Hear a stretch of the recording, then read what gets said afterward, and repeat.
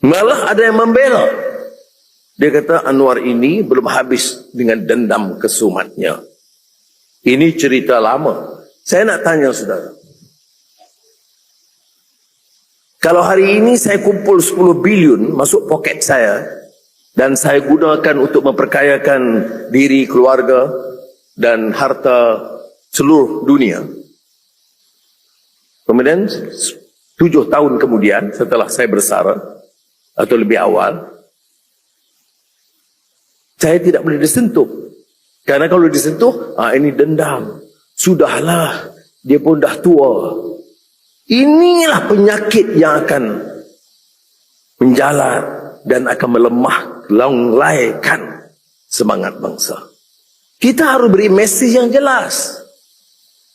Kamu rompak harta negara, kamu curi wang rakyat, tak dapat tangkap hari ini, esok kami tangkap. Tak dapat esok, bulan depan. Tak dapat bulan depan, tahun depan. Tak dapat tahun depan, 10 tahun depan. Tangkap, pasti tangkap.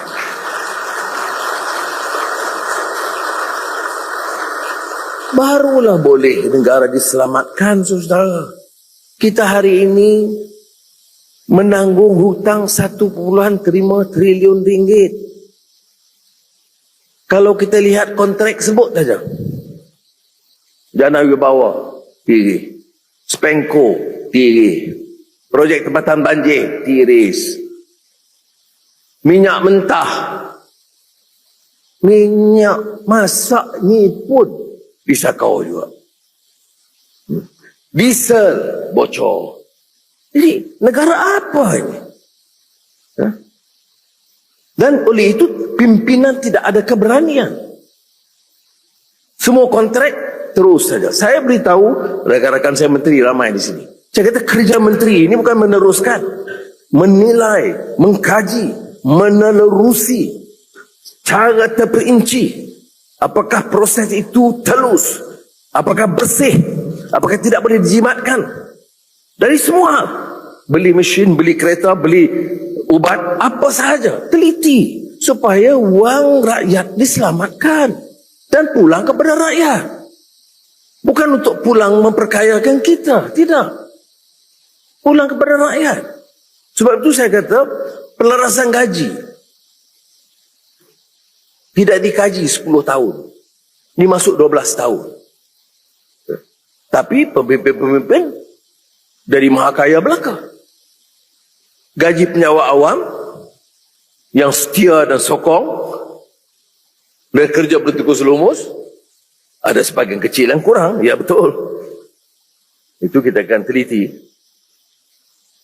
Tapi majoritinya kerja dengan baik. Tapi tidak ada pelarasan gaji. Tidak ada yang kuasa mengkaji. Seperti mana lazim berlaku tiap 10 tahun. Saya warisi sistem. Hutang berlunggu. Defisit masa itu 56%. Alhamdulillah dalam 1 tahun kita turunkan defisit kepada 5%.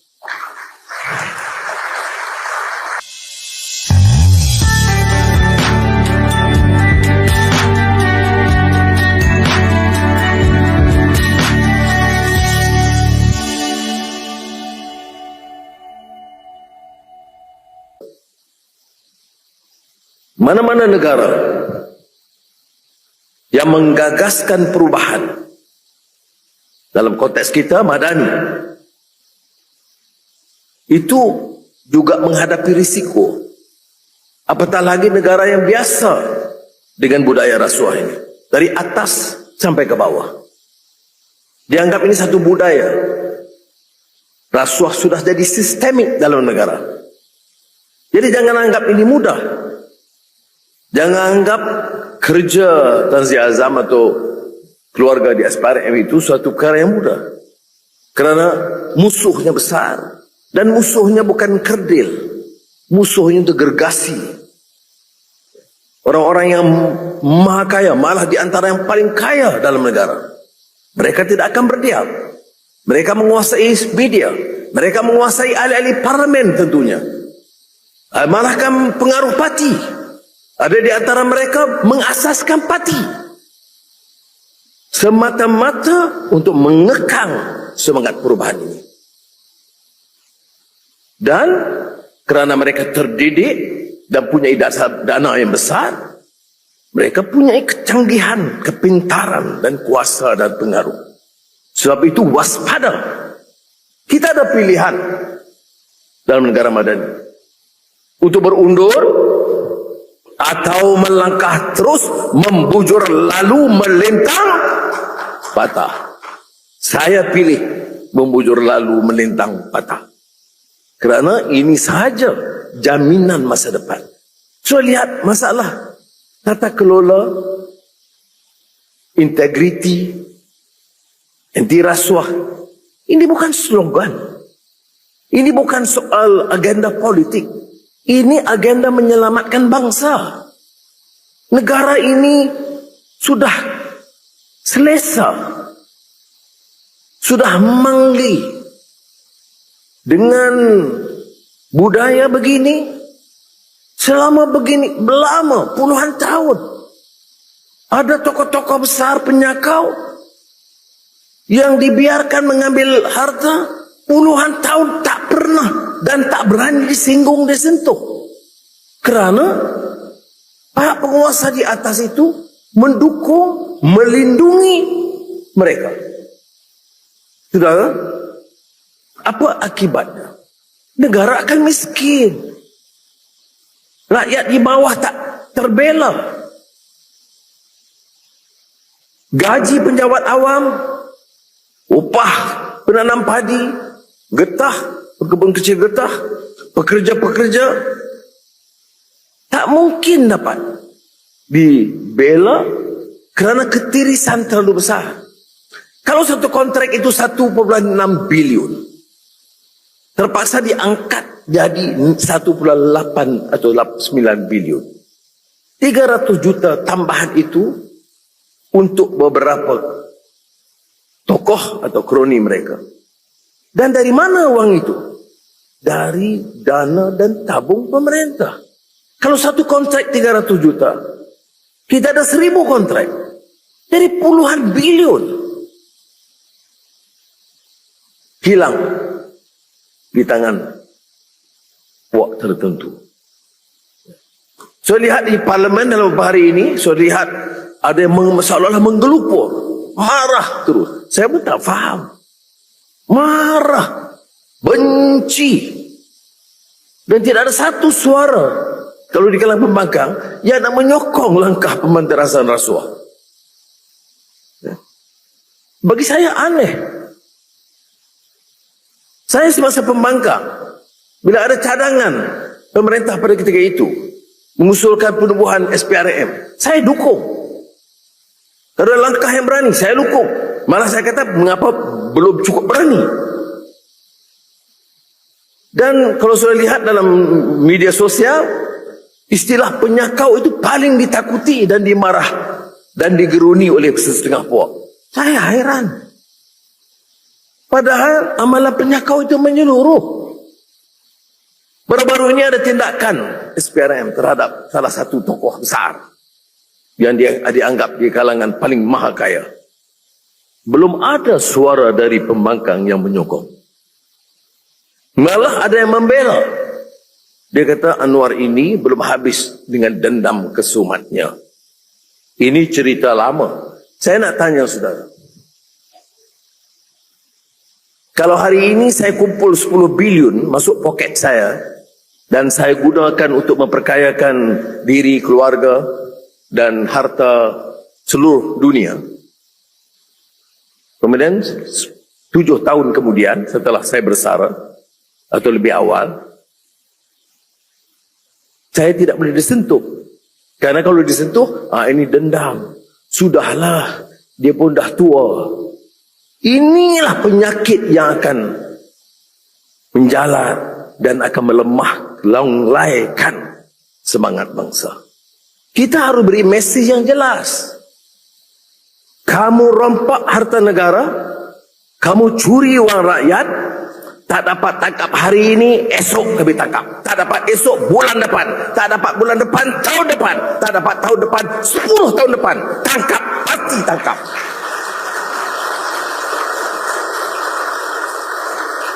barulah boleh negara diselamatkan, saudara. Kita hari ini menanggung hutang 1.5 triliun ringgit. Kalau kita lihat kontrak, sebut saja. Dana Wibawa, tiris. Spenco, tiris. Projek tempatan banjir, tiris. Minyak mentah, minyak masak ni pun bisa kau juga. Diesel bocor. Jadi negara apa ini? Dan oleh itu pimpinan tidak ada keberanian. Semua kontrak terus saja. Saya beritahu rakan-rakan saya menteri ramai di sini. Saya kata kerja menteri ini bukan meneruskan, menilai, mengkaji, menelurusi cara terperinci. Apakah proses itu telus? Apakah bersih? Apakah tidak boleh dijimatkan? Dari semua. Beli mesin, beli kereta, beli ubat, apa sahaja. Teliti. Supaya wang rakyat diselamatkan. Dan pulang kepada rakyat. Bukan untuk pulang memperkayakan kita. Tidak. Pulang kepada rakyat. Sebab itu saya kata, pelarasan gaji tidak dikaji 10 tahun. Ini masuk 12 tahun. Tapi pemimpin-pemimpin dari maha kaya belaka. Gaji penyewa awam yang setia dan sokong dan kerja bertikus lumus, ada sebagian kecil yang kurang, ya betul. Itu kita akan teliti. Ya. Tapi majoritinya kerja dengan baik, tapi tidak ada pelarasan gaji. Tidak ada jalan kuasa mengkaji. Seperti mana lazim berlaku tiap 10 tahun. Saya warisi sistem hutang berlumbuk, defisit masa itu 56%. Alhamdulillah dalam 1 tahun kita turunkan defisit kepada 5%.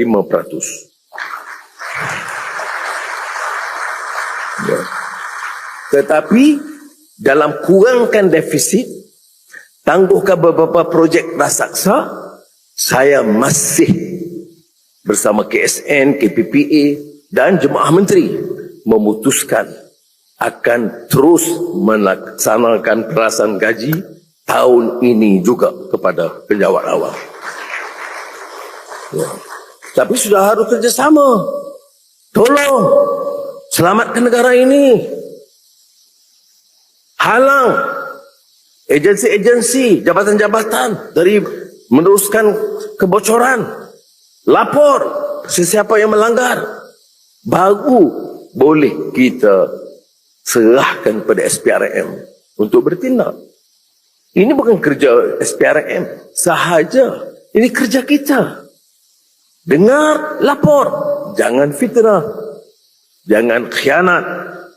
Jadi saya harap program seperti ini penting, dipanggil National Anti-Corruption Summit.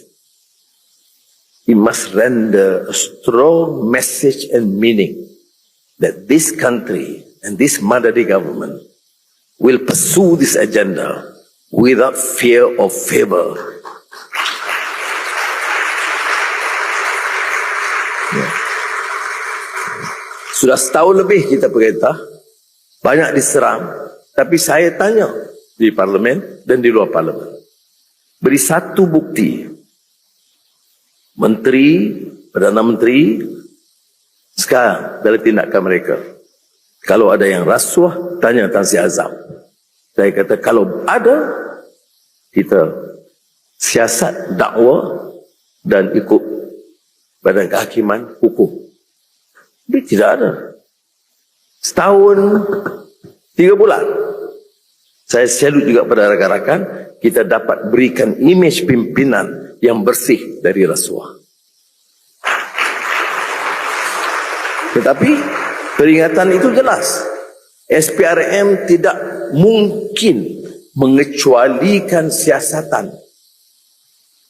ke atas pimpinan yang ada sekarang, atau memantau setiap tender atau keputusan yang dibuat. Nah, kalau ada, saya katakan, jangan tanya saya, persila ambil tindakan dan orang-orang yang berkenaan wajib digugurkan. Baru boleh negara ini selamat. Jadi sekali lagi ucap terima kasih kepada SPRM dan SRD Corp, menteri dan rakan-rakan, mulakan menteri lain pun ada. Saya percaya hal ini dapat digerakkan di kalangan kementerian lain dan di kalangan masyarakat. Wassalamualaikum warahmatullahi wabarakatuh.